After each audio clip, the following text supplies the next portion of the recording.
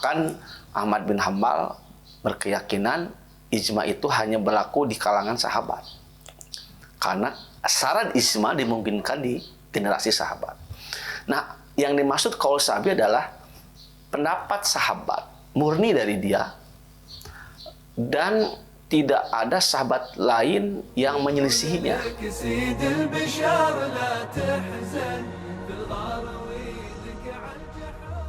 Alhamdulillahirabbil alamin. Kita lanjutkan kajian kita tentang sumber-sumber dasar-dasar hukum di luar Al-Qur'an dan Sunnah ya. Salah satunya adalah qaulus sahabi, pendapat sahabat ya. Yang dimaksud sahabi adalah manukila alaina min ahadi ashabi Rasul sallam, yang sampai kepada kita, yang dinukilkan kepada salah satu sahabat Rasulullah. Berupa apa? Min fatwa, fatwa sahabat, atau qada, keputusan hukum sahabat ya, istihad sahabat dalam dunia pengadilan atau memutuskan hukum, atau amal perbuatan sahabat, atau qaul sahabat ini juga berupa ra'yu, pemikiran sahabat. Yang pendapat sahabat ini tentunya tidak terdapat dalam Quran, Sunnah, dan ijma ya. Artinya kapasitas sahabat sebagai mujtahid ya. Nah, para ulama merinci apa yang dinukilkan kepada sahabat itu bisa jadi yang pertama adalah memang itu sandarannya adalah hadis Rasulullah SAW. Maka dalam ilmu hadis ada disebut dengan marfu hukman. Riwayat ini disandarkan kepada sahabat, tetapi secara hukum dia sampai kepada Rasulullah. Maka kalau kasusnya seperti ini, maka ini harus diterima karena sebagai hujjah syar'iyah. Nah, yang kedua adalah ijma sahabat yang datang dari sahabat berupa kesepakatan sahabat. Bisa jadi ijma ini berupa ijma sukuti ya. Ijma seseorang berpendapat lalu sahabat lain tidak mengiyahkan tetapi tidak menolak ya, sukuti. Ya, ijma shorih, kalau ijma shorih kan jelas ya, disepakati dan ada konfirmasi itu. Nah, kalau yang berasal dari sahabat berupa ijma, kesepakatan sahabat, maka ini jelas hujjah syariah. Ya. Bahkan Ahmad bin Hambal berkeyakinan ijma itu hanya berlaku di kalangan sahabat. Karena syarat ijma dimungkinkan di generasi sahabat. Nah, yang dimaksud qaul sahabi adalah pendapat sahabat murni dari dia dan tidak ada sahabat lain yang menyelisihinya. Kalau posisi seperti ini, maka ini harus diterima oleh mayoritas imam mazhab, mayoritas ulama menerima pendapat sahabat. Karena sahabat itu orang yang dekat dengan turunnya wahyu, dia paham maqasid syariah, dia paham kronologis sebuah hukum, ya. Maka ketika sahabat berpendapat dan tidak diingkari oleh sahabat lainnya, maka ini bisa dijadikan pegangan dalam beristinbat hukum. Dan ada yang kondisinya adalah sahabat dalam menentukan masalah ijtihad. Di sini terjadi ikhtilaf antara sahabat A dan B. Maka di sini tergantung. Kalau Abu Hanifah tetap kita tidak boleh keluar dari salah satu pendapat sahabat itu.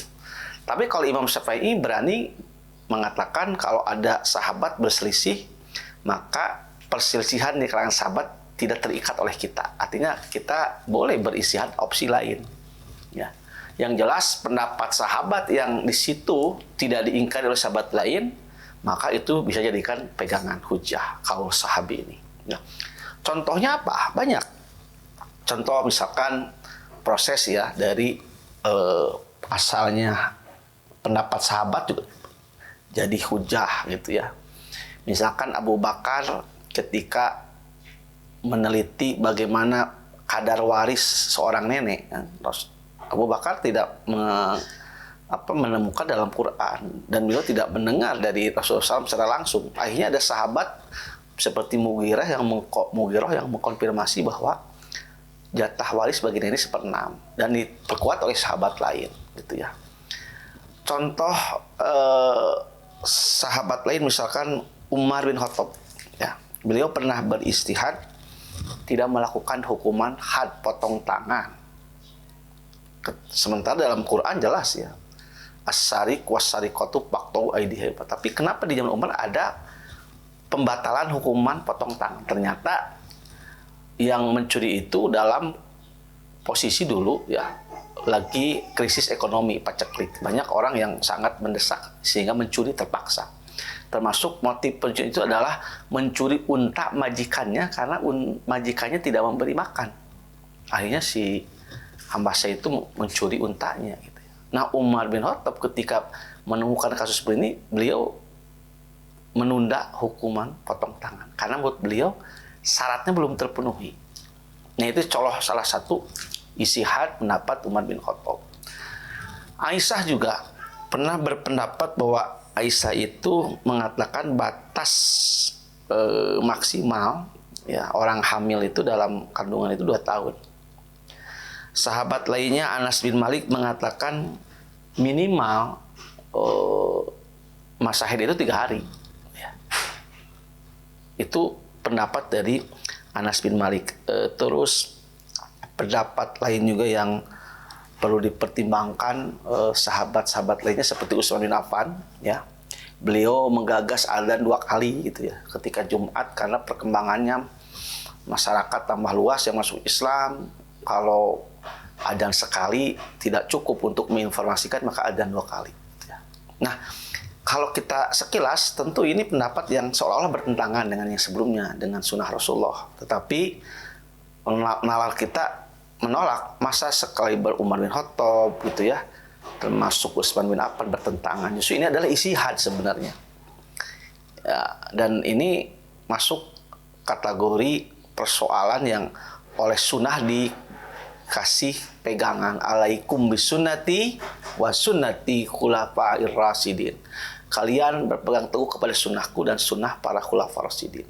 Ya, jadi sebenarnya ada legitimasi khalifah seperti Abu Bakar, Utsman, Umar, ya, Ali bin Abi Thalib untuk beristihad. Ya. Yang jelas pendapat sahabat ini apabila tidak ada yang mencegah, yang menentang, maka ambil saja. Karena sahabat harus diakui orang yang paling paham tentang maksud syariat. Ya, karena beliau hadir, bahkan jadi saksi. Tapi kalau suatu masalah itu murni terjadi ikhtilaf, perbedaan di kalangan sahabat dalam persoalan jadiyah, maka itu tidak mengikat kepada kita. Ya, kita bisa mengambil pendapat yang lain. Walaupun kata Abu Hanifah, kita tetap harus menghargai, lebih baik, lebih selamat adalah mengambil salah satu pendapat sahabat. Kita tidak boleh keluar dalam sebuah perselisihan fikih di kalangan sahabat kecuali mengambil salah satu pendapat di antara mereka. Kalau ini terjadi perbedaan sikap. Yang jelas, ya banyak para ulama, para ahli fikih yang menyandarkan hukumnya kepada pendapat mazhab atau fatwa sahabat. Mudah-mudahan ada manfaatnya. Assalamualaikum warahmatullahi wabarakatuh.